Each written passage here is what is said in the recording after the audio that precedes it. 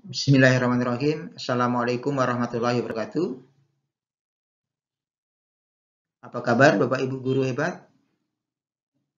Mudah-mudahan tetap sehat dan semangat. Bapak Ibu yang berbahagia, pada kesempatan kali ini akan kita bahas tentang Peraturan Menteri Pendidikan Kebudayaan Riset dan Teknologi nomor 16 tahun 2022 tentang standar proses. Ini belum lama terbit ya Bapak Ibu ya. Ini adalah salah satu standar yang harus Bapak Ibu ketahui dan pahami. Baik Bapak Ibu sebagai seorang guru, paling tidak Bapak Ibu memahami 4 standar isi. Maaf, 4 standar nasional ya. Jadi ada standar kelulusan, standar isi, standar proses, dan standar penilaian. Jadi dari 8 standar, Bapak Ibu paling tidak harus mengetahui, membaca, dan memahami, dan menerapkannya di dalam kegiatan KBM kita. Nah, standar kelulusan ini juga baru, itu nomor 5 tahun 2022 ya Bapak Ibu ya. Kemudian standar isi itu nomor 7 tahun 2022. Standar proses yang kita bahas ini nomor 16 tahun 2022. Kemudian yang terbit terakhir adalah standar penilaian, itu nomor 21 tahun 2022. Jadi ini merupakan alat kita. Kalau diibaratkan seorang petani, ini adalah cangkul kita Bapak Ibu. Bagaimana kita mau mencangkul kalau cangkulnya nggak ada, nggak punya. Makanya Bapak Ibu, karena mau masuk ke kelas, ya ini cangkulnya. Harus Bapak Ibu baca, pahami, dan dimengerti. Jadi paling tidak ada 4 standar ini Bapak Ibu ya. Baik, ini nanti ada di link deskripsi, silahkan diunduh ya Bapak Ibu ya. Silahkan dibaca, ada di deskripsi. Silahkan nanti diunduh, kemudian kalau bisa di print, kemudian dibaca dan dipahami. Lanjut.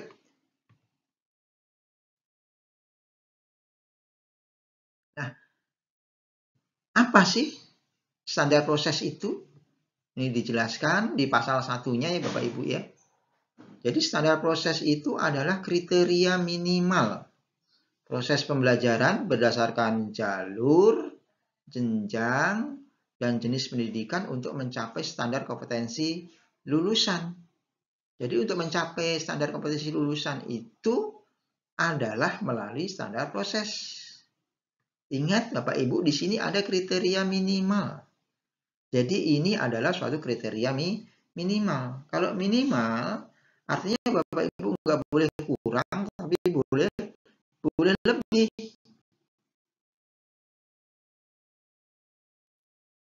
Nah, kita bisa tahu apa aja standar proses itu, ya kita baca dulu tuh untuk kegiatan KBM kita di kelas itu. Kan nggak tahu apa yang harus kita lakukan, standar minimalnya. Tapi kalau kita sudah baca, sudah memahami, tentunya tahu rambu-rambu standar minimal yang harus kita laksanakan. Gimana Bapak Ibu? Bisa dipahami ya? Baik, lanjut. Kegunaannya itu apa sih standar proses ini? Nah, ini dijelaskan di pasal 2-nya Bapak Ibu.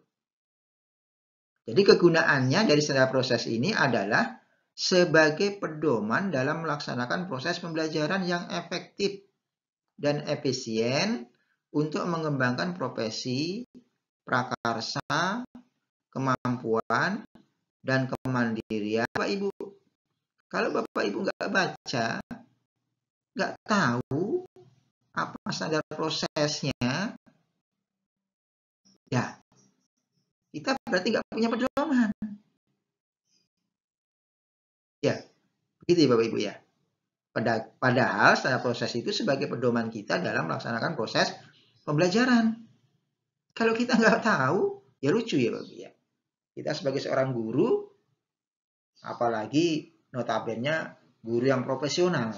Karena guru yang sudah memegang sertifikasi itu adalah guru yang profesional.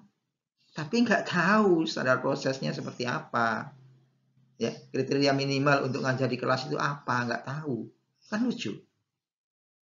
Nah, mari kita saling introspeksi diri, apakah kita sudah maksimal ya sebagai seorang pendidik yang profesional. Ya mari kita mulai dari sekarang. Kapan lagi gitu ya. Kemudian di ayat 2-nya dijelaskan standar proses sebagaimana yang dimaksud pada ayat 1 ini. Jadi melaksanakan proses pembelajaran ini itu ada 3 minimal. Nah, ingat ini minimal ya Bapak Ibu ya. Jadi yang pertama adalah merencanakan pembelajaran, yang kedua melaksanakan pembelajaran, yang ketiga menilai proses pembelajaran.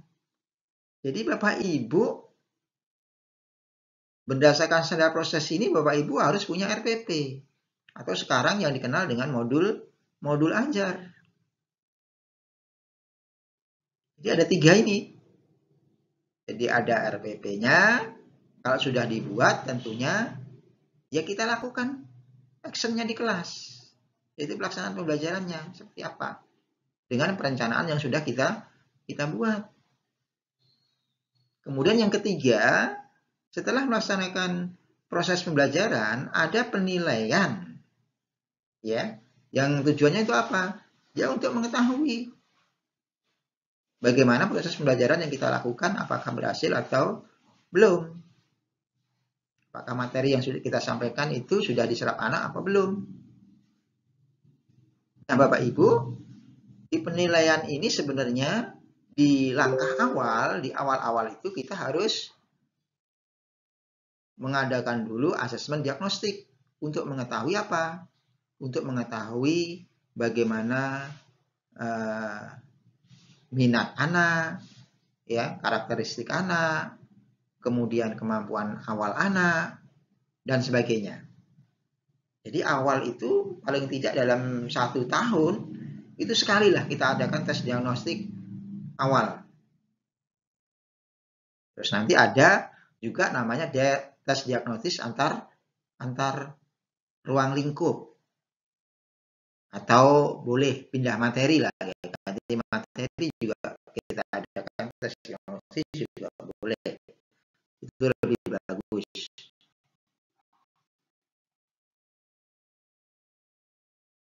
Kemudian yang kegiatan pembelajaran. Yaitu namanya apa? Namanya adalah asesmen formatif. Ini yang penting. Ya Bapak Ibu ya. Kemudian yang terakhir ada asesmen sumatif. Ya tentang penilaian nanti akan kita bahas tersendiri Bapak Ibu ya. Jadi ada asesmen diagnostik, ada asesmen formatif, ada asesmen sumatif. Nanti akan kita bahas tersendiri di penilaian. Ya, Bapak Ibu ya. Baik, kita lanjut.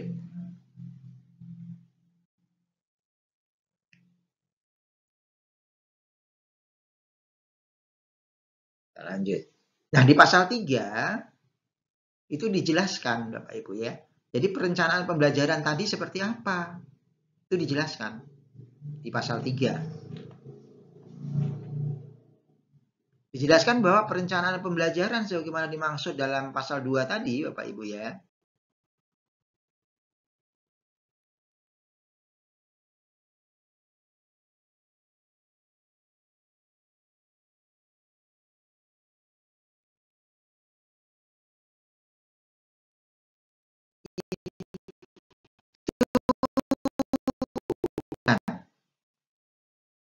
Jadi capaian pembelajaran. Kemudian yang kedua, caranya seperti apa untuk mencapai tujuan pembelajaran. Yang ketiga, bagaimana cara menilai ketercapaian tujuan pembelajaran atau tujuan belajar. Jadi di perencanaan itu Bapak Ibu merumuskan 3 ini. Ya, Bapak Ibu ya. Merumuskan 3 ini. CP itu capaian pembelajaran ya Bapak Ibu ya. Silakan nanti Bapak Ibu baca di keputusan badan apa ya, BSKAP itu loh Bapak Ibu ya. Yang kurikulum ya, bagian kurikulum yang nomor 8 tahun 2022.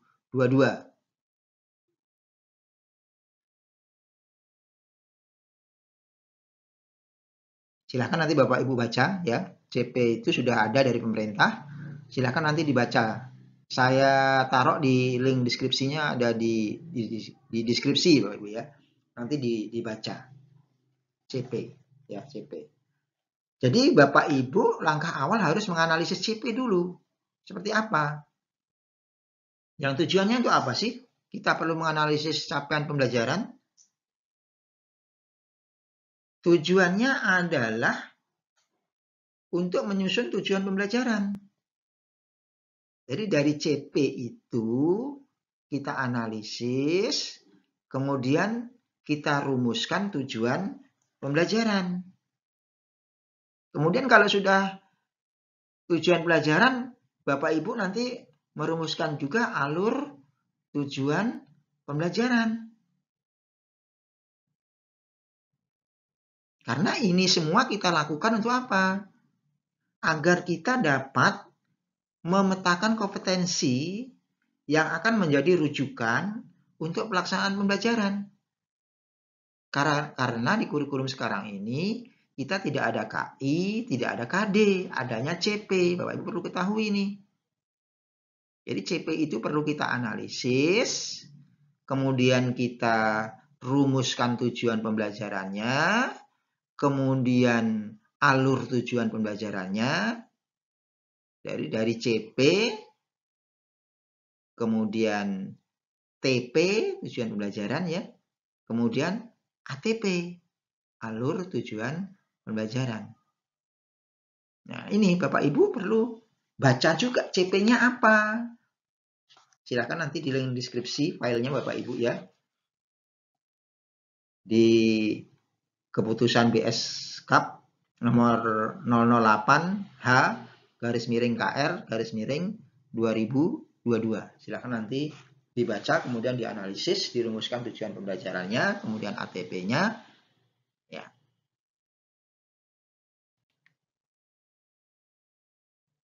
Ya, jadi di perencanaan itu ada 3 ini.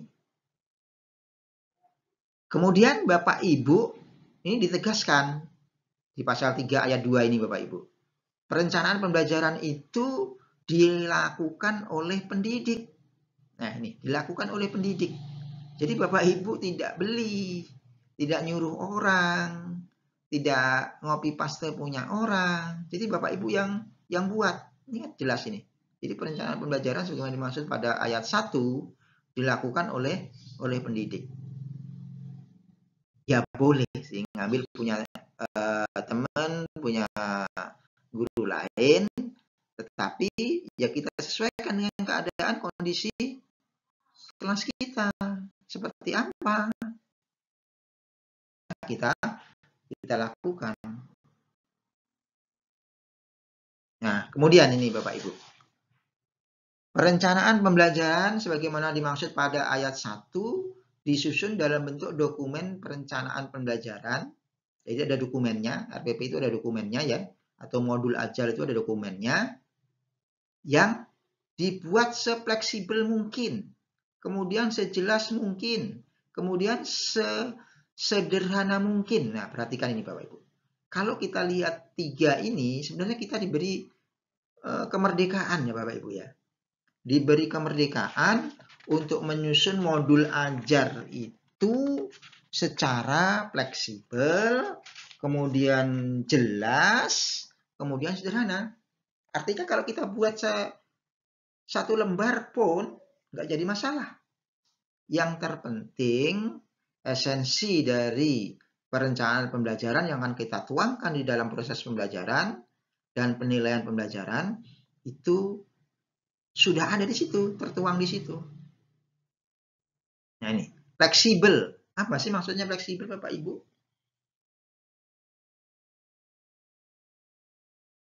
Ya, fleksibel namanya. Jadi tidak terikat ya Bapak Ibu ya. Jadi tidak terikat, baik bentuknya, jadi nggak ada formatnya. Bebas, Bapak Ibu inovasi sendiri, buat kreativitas sendiri. Jadi tidak ada format yang baku, harus ini, begitu. Tidak ada. Namanya fleksibel. Kemudian jelas. Jelas itu yang dimaksud bagaimana Bapak Ibu? Ya, kalau jelas itu ya artinya dokumen itu ya dapat ya mudah dipahami lah gitu ya. Jadi jelas. Di dokumennya itu jelas. Kemudian yang terakhir sederhana. Sederhana itu apa maksudnya Ibu Bapak?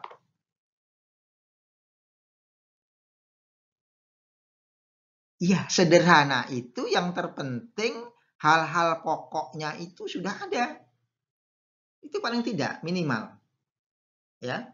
Jadi hal-hal pokok, hal-hal yang penting untuk kegiatan pembelajaran itu sudah ada di situ. Bisa dipahami ya Bapak-Ibu ya? Jadi formatnya itu bebas, kemudian isinya jelas, kemudian sederhana. Jadi hal-hal pokoknya itu termuat. Kemudian Bapak Ibu bisa dipahami nih ya. Jadi membuat modul ajar itu satu lembar juga nggak masalah. Yang penting dia jelas dan sederhana. Pasal 4-nya Bapak Ibu dijelaskan. Yang fleksibel, jelas, sederhana itu ternyata Bapak Ibu hanya memuat 3 ini. Ini di pasal 4 dijelaskan Bapak Ibu. Jadi hanya memuat tujuan pembelajaran, langkah atau kegiatan pembelajaran, kemudian penilaian atau asesmen pembelajaran. Jadi di dalam modul ajar itu Bapak Ibu atau RPP itu standar minimalnya itu hanya 3 ini. Jadi Bapak Ibu kalau membuat perencanaan pembelajaran, modul ajar atau RPP namanya, itu paling tidak muat 3 ini Bu. Jadi ada tujuan pembelajaran, ada langkah atau kegiatan pembelajaran, kemudian penilaian atau asesmen pembelajaran. Tapi kalau yang dulu, standar proses yang dulu, itu kalau tidak ada 11 Bu ya, minimalnya itu. Ada 11 pun kita bisa 1 lembar gitu kan. Nah sekarang ini lebih sederhana, hanya 3. Kemudian kalau dulu kan formatnya ditentukan juga harus seperti ini. Nah sekarang ini enggak, harus fleksibel, silahkan. Tidak ada format. Bapak Ibu bebas. Gitu ya, bentuknya bebas. Ini lebih mudah. Artinya sedikit demi sedikit administrasi kita dikurangi bebannya. Beban administrasi kita dikurangi. Gitu ya Bapak Ibu ya. Bisa dipahami ya.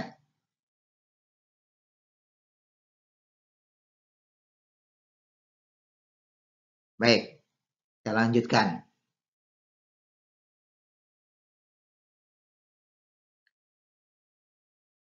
Ya, poin yang kedua capaian pembelajaran.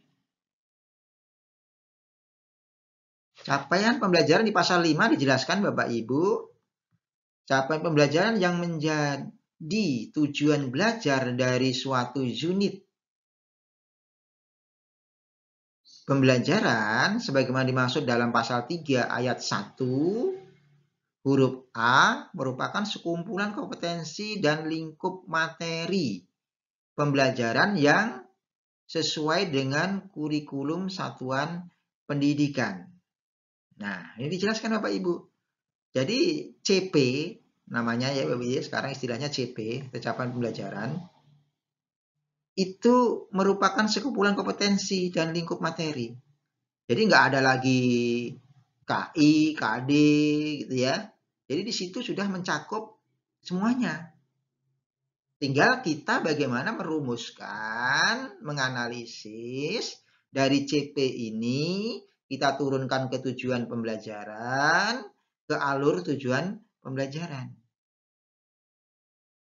Nah itu.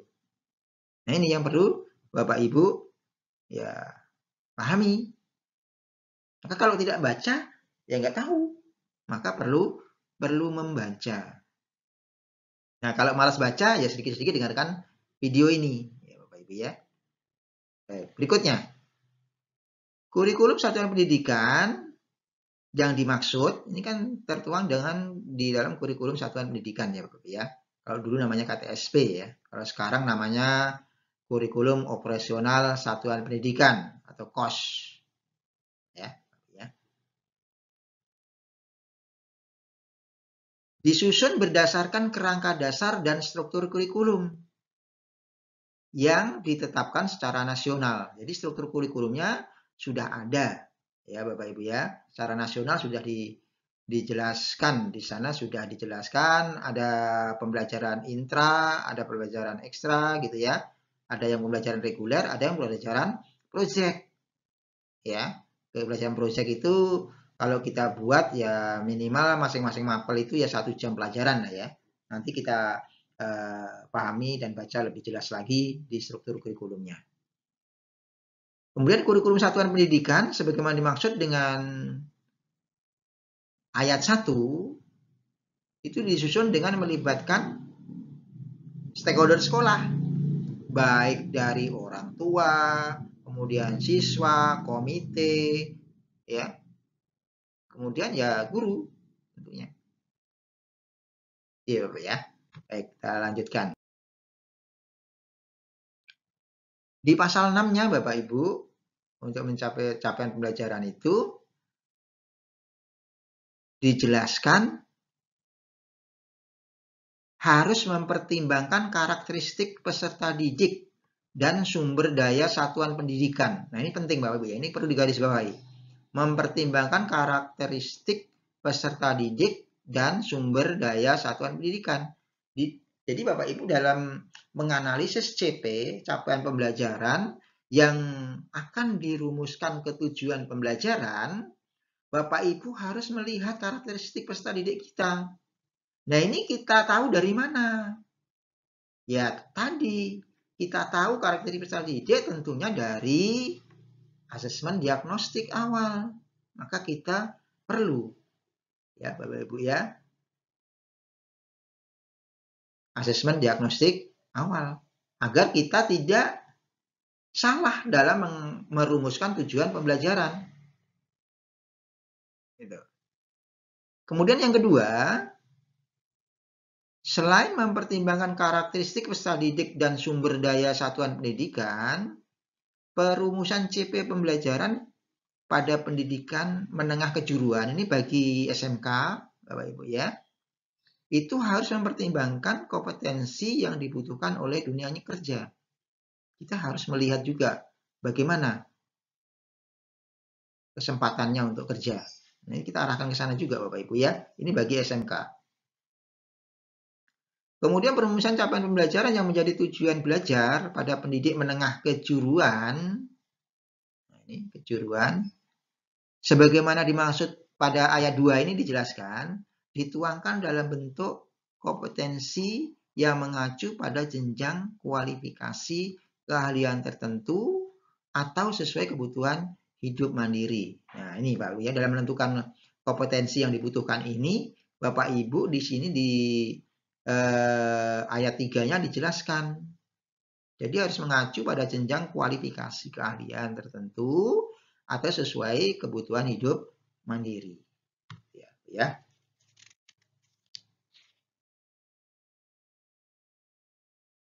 Oke. Nah, sekarang cara mencapainya gimana? Cara mencapai tujuan pembelajaran itu. Di pasal 7 dijelaskan Bapak Ibu, cara untuk mencapai tujuan belajar sebagaimana dimaksud pada pasal 3 ayat 1 huruf B tadi Bapak Ibu, dilakukan melalui strategi pembelajaran yang dirancang untuk memberi pengalaman belajar yang berkualitas. Jadi Bapak Ibu harus punya strategi pembelajarannya mau seperti apa. Harus dibuat. Gitu ya. Dijelaskan di ayat 2-nya, strategi pembelajaran dirancang untuk memberi pengalaman belajar yang berkualitas sebagaimana dimaksud pada ayat 1. Ini dilaksanakan seperti apa strateginya? Ini dijelaskan Bapak Ibu sudahan. Jadi memberi kesempatan untuk menerapkan materi pada problem atau konteks nyata. Nah ini, jadi harus masalah atau konteks nyata. Kemudian yang kedua, strateginya mendorong interaksi dan partisipasi aktif peserta didik. Yang ketiga, mengoptimalkan penggunaan sumber daya yang tersedia di lingkungan satuan pendidikan dan atau di lingkungan masyarakat. Dan atau menggunakan perangkat teknologi informasi dan komunikasi. Nah ini, jadi strategi yang terakhir ini Bapak Ibu, ini perlu kita garis bawahi. Kita diharapkan untuk mencapai tujuan belajar itu menggunakan perangkat teknologi informasi dan komunikasi. Jadi ada 4 ini Bapak Ibu strategi untuk mencapai tujuan belajar yang tertuang di dalam standar proses. Ini kalau kita nggak baca, kan nggak tahu Bapak Ibu. Apa yang strategi harus kita lakukan? Ini harus merupakan masalah, konteks, kemudian kita beri kesempatan peserta didik untuk interaktif, kemudian kita harus mengoptimalkan sumber daya yang ada, ya, baik di lingkungan sekitar sekolah ataupun di lingkungan siswa masing-masing. Ini harus kita optimalkan. Baik, kita lanjut.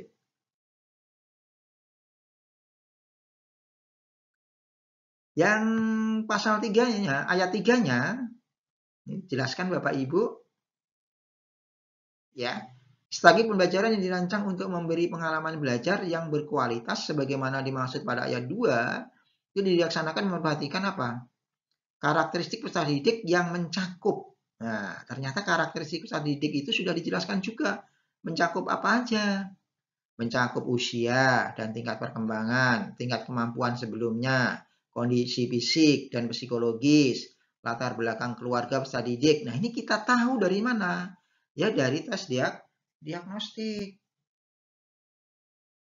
Lagi-lagi tes diagnostik. Nah, ini penting. Apakah kita sudah melakukan?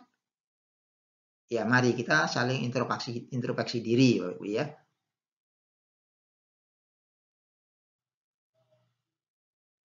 Ya. Jadi strateginya juga bisa lintas mata pelajaran atau lintas tingkatan kelas juga boleh. Misalnya matematika sama IPA, kemudian IPS dengan PKN, pokoknya lintas mapel atau lebih ekstrim lagi tingkat kelas.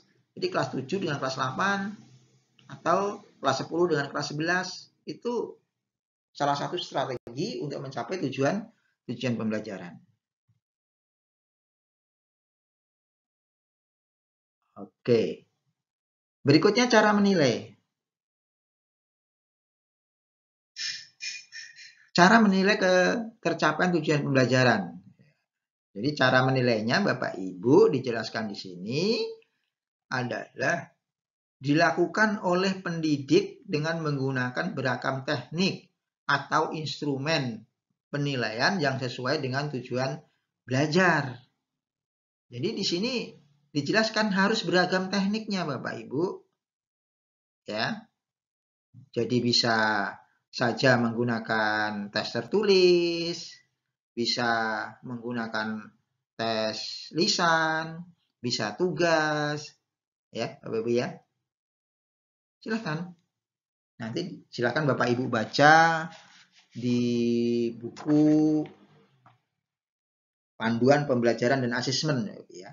Nanti di sana dijelaskan bagaimana teknik-teknik penilaian yang harus kita lakukan ya, yang harus kita lakukan. Ya semuanya ini adalah untuk mencapai tujuan belajar. Kemudian cara menilai tujuan belajar sebagaimana dimaksud pada ayat 1 itu mengacu pada standar penilaian pendidikan sesuai dengan ketentuan peraturan perundang-undangan. Nah, silahkan untuk tahu ini berarti Bapak Ibu harus membaca standar penilaian. Standar penilaian. Standar penilaian tadi nomor berapa Bapak Ibu? Yang baru ya. Nomor 21 tahun 2022. Jadi standar penilaiannya itu nomor 21 tahun 2022. Jadi masih baru. Silakan nanti dibaca. Ada di link deskripsi Bapak Ibu ya. Lanjut. Pelaksanaan pembelajaran. Pelaksanaan pembelajaran dijelaskan di pasal 9. Nah, tadi kan sudah merencanakan, sekarang pelaksanaannya. Di pasal 9 ayat 1 dijelaskan Bapak Ibu. Jadi kegiatan pembelajaran itu yang pertama ternyata di sini ada 1, 2, 3, 4, 5, 6 Bapak Ibu. Minimal ada 6. Yang pertama harus interaktif, kedua inspiratif, ketiga menyenangkan, keempat menantang, kelima memotivasi, keenam memberikan ruang yang cukup bagi prakarsa, kreativitas, kemandirian, sesuai dengan bakat, minat, dan perkembangan fisik serta psikologi peserta didik. Nah, yang F ini kan kita harus tahu dari mana? Dari tes diagnostik, bagaimana bakatnya, bagaimana minatnya, bagaimana perkembangan fisiknya, bagaimana psikologinya. Ini kan kita tahu dari tes diagnostik awal. Maka penting Bapak Ibu, lagi-lagi tes diagnostik. Interaktif. Interaktif itu seperti apa Bapak Ibu? Inspiratif itu seperti apa Bapak Ibu?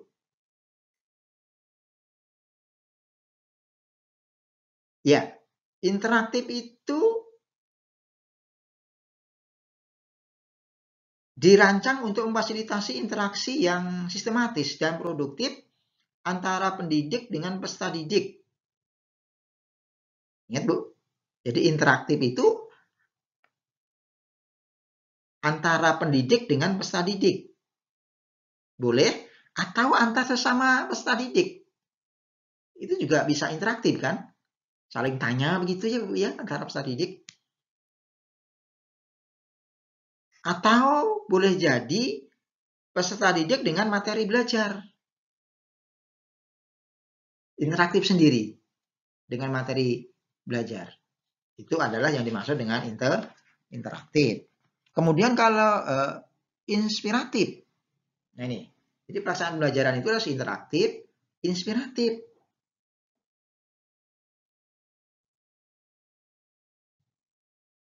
Nah, inspiratif ini Bapak Ibu diberikan untuk memberi keteladanan dan menjadi sumber inspirasi positif bagi peserta didik. Jadi memberikan inspirasi. Dengan kegiatan pembelajaran yang kita laksanakan itu, anak-anak terinspirasi. Positif tentunya ya Bapak Ibu ya, hal-hal yang positif. Bukan yang negatif. Jadi bisa memberikan inspirasi. Kemudian yang berikutnya bagaimana caranya? Agar bisa inspiratif. Ini kan perlu Bapak Ibu, penting. Caranya tentunya menciptakan suasana belajar yang dapat memantik ide. Jadi bisa kegiatan pembelajarannya itu bisa ya memberikan ide kepada siswa, kemudian mendorong siswa mengimajinasi, ya. Kemudian anak dapat mengeksplor dirinya, hal-hal yang baru. Itu yang terpenting. Jadi kegiatan pembelajaran kita itu tidak bagaimana ya, tidak searah dari kita ke siswa. Kegiatan KBM kita ini sekarang kalau bisa ya dari siswa yang perlu. Yang penting kita bagaimana bisa menimbulkan ide, gagasan baru, bisa mengeksplor anak untuk menyampaikan ide-ide atau gagasan yang positif. Itu ya. Kemudian berikutnya menyenangkan. Nah, ini yang terpenting Bapak Ibu. Jadi anak bisa senang. Tidak membosankan. Bagaimana caranya? Agar kegiatan pembelajaran kita itu senang. Anak itu senang.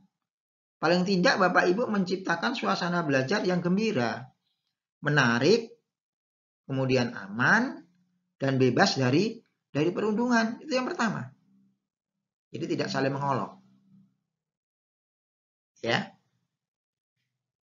Kemudian agar menyenangkan Bapak Ibu, kegiatan pembelajarannya tidak monoton. Ceramah terus, ya anak bosen. Ya. Jadi harus menggunakan berbagai strategi. Ya. Metodenya bervariasi gitu agar anak senang. Ya. Kemudian menantang. Menantang itu seperti apa Bapak Ibu?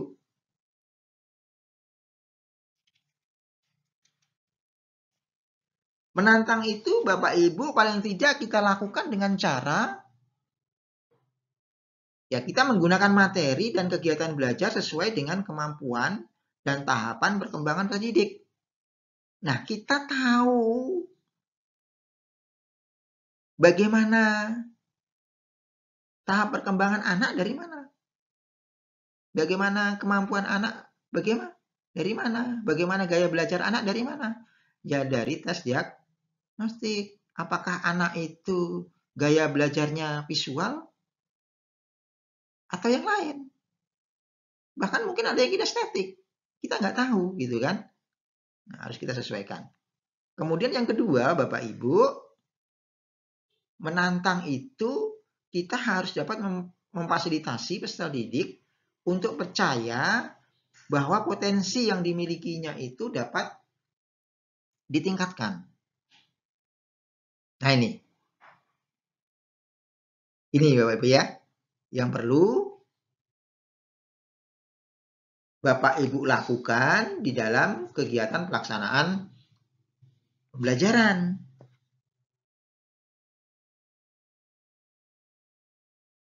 Di pasal 9 ayat 1. Kemudian di ayat 2-nya Bapak Ibu, pelaksanaan kegiatan pembelajaran sebagaimana dimaksud ayat 1. Nah ini terpenting ada 3 Bapak Ibu. Harus memberikan keteladanan, harus memberikan pendampingan, harus memfasilitasi. Ya, jadi dari 6 tadi yang kita lakukan, kita harus sebagai seorang pendidik atau guru itu harus memberikan keteladanan, pendampingan, dan fasilitasi. Artinya apa? Sudah kita kasih materi, kita kasih problem, terus kita tinggal di kantor. Berarti kan nggak melakukan pendampingan. Paham ya Bapak Ibu ya? Baik. Kita coba bahas sedikit. Keteladanan. Maksudnya apa sih keteladanan? Keteladanan itu dilakukan dengan berperilaku luhur pada kehidupan sehari-hari. Jadi kita menjadi suatu role model. Karena siswa itu akan lihat kita. Oh, bagaimana kita masuk kelasnya? Sering telat enggak? Kan gitu, akan dilihat itu oleh siswa. Bagaimana kita on time enggak? Akan dibaca oleh siswa, akan dinilai oleh siswa. Ini kan menjadi keteladanan. Nah, kalau kita aja masuk kelasnya sering terlambat, kemudian sering meninggalkan kelas, tidak tepat waktu, tidak disiplin, bagaimana kita mau memberikan keteladanan kepada siswa? Mari kita introspeksi. Kemudian pendampingan. Bagaimana kita melakukan pendampingan? Jadi pendampingan ini dilakukan dengan memberi tantangan, Ibu ya, kemudian beri dukungan. Yang tidak kalah pentingnya adalah memberi bimbingan. Nah, ini kan mungkin ada siswa-siswa yang nggak paham. Nah, itu kita dekati, kemudian kita beri scaffolding, bantuan Bapak Ibu ya, kepada siswa-siswa yang memang kemampuannya masih mungkin belum.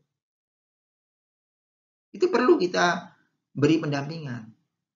Kemudian fasilitasi. Apa itu fasilitasi? Nah, fasilitasi ini kita lakukan dengan memberi namanya fasilitas. Ya kita beri akses kepada siswa. Ya. kita beri akses sesuai dengan kebutuhannya, kebutuhan belajarnya. Nah itu Bapak ya. Jadi dalam pelaksanaan pembelajaran itu kita sebagai seorang guru harus memberikan keteladanan, pendampingan, dan fasilitasi. Lanjut.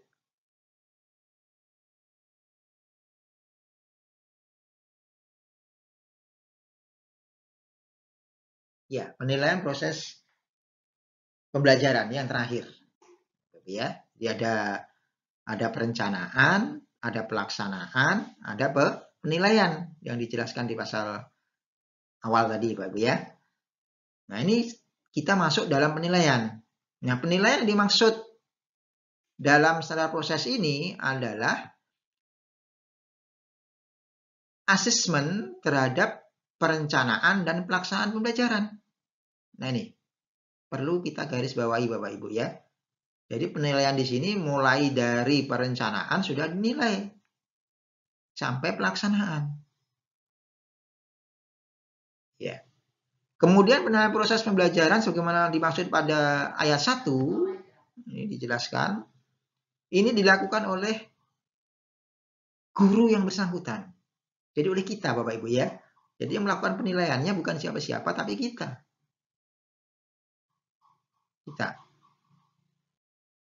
Kemudian asesmen terhadap perencanaan dan pelaksanaan pembelajaran sebagai dimaksud pada ayat 1 dilakukan setelah pelaksanaan pembelajaran paling sedikit 1 kali dalam 1 semester.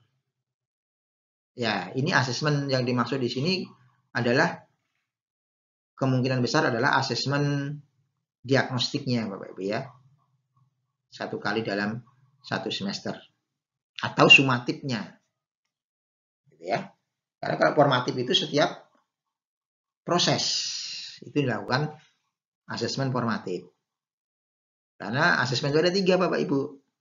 Jadi ada asesmen diagnostik, ada asesmen formatif, ada asesmen sumatif. Gitu ya. Lanjut ke ayat 4-nya. Asesmen terhadap perencanaan dan pelaksanaan pembelajaran sebagaimana dimaksud pada ayat 3 dilakukan dengan cara refleksi diri terhadap pelaksanaan perencanaan pembelajaran dan proses pembelajaran, refleksi diri terhadap hasil asesmen yang dilakukan oleh sesama pendidik, kepala satuan pendidikan, dan atau peserta didik. Nah, ini Bapak Ibu yang perlu atau harus kita lakukan. Kita sebagai seorang pendidik, kita akui memang jarang sekali melakukan refleksi. Bahkan tidak pernah Bapak Ibu ya.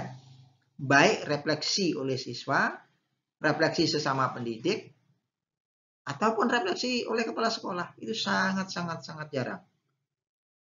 Ternyata di standar proses ini mengatur, itu kita harus minimal 1 tahun, 1 semester sekali mengadakan refleksi ini. Ya, dimaksud penilaian di sini adalah refleksi, ya, ternyata. Di pasal 4-nya. Jadi kita harus melaksanakan refleksi itu paling tidak 1 kali dalam 1 semester. Karena kalau kita tidak pernah refleksi, ya kita nggak tahu apakah yang sudah kita lakukan di dalam KBM kita ini sudah benar atau tidak. Karena kalau kita tidak melakukan refleksi, ya kita nggak tahu. Ya. Lanjut di pasal 20. Selain dilaksanakan oleh pendidik, nah ini tadi kan dilaksanakan oleh pendidik Bapak Ibu ya. Refleksinya. Oke. Juga dilakukan oleh sesama pendidik. Jadi refleksi itu boleh dilakukan oleh sesama pendidik. Oleh kepala sekolah. Oleh peserta didik. Itu boleh. Ya, Bapak Ibu ya. Itu. Jadi itu Bapak Ibu yang dapat saya sampaikan. Mudah-mudahan Bapak Ibu bisa memahami dan mohon maaf kalau ada hal-hal yang kurang berkenan, mungkin ada kata-kata yang tidak elok, mohon maaf. Yang terpenting Bapak Ibu harus membaca 4 standar tadi Bapak Ibu ya. Yang pertama standar kelulusan, itu Bapak Ibu harus tahu. Yang kedua adalah standar isinya. Yang ketiga adalah standar prosesnya. Yang keempat adalah standar penilaian. Ini adalah cangkul kita Bapak Ibu untuk mencangkul di kelas kita. Mudah-mudahan Bapak Ibu nanti bisa mendownload di saya taruh di deskripsi, silahkan nanti di-download. Terima kasih. Sekali lagi, mohon maaf, tetap semangat. Saya akhiri, Assalamualaikum warahmatullahi wabarakatuh.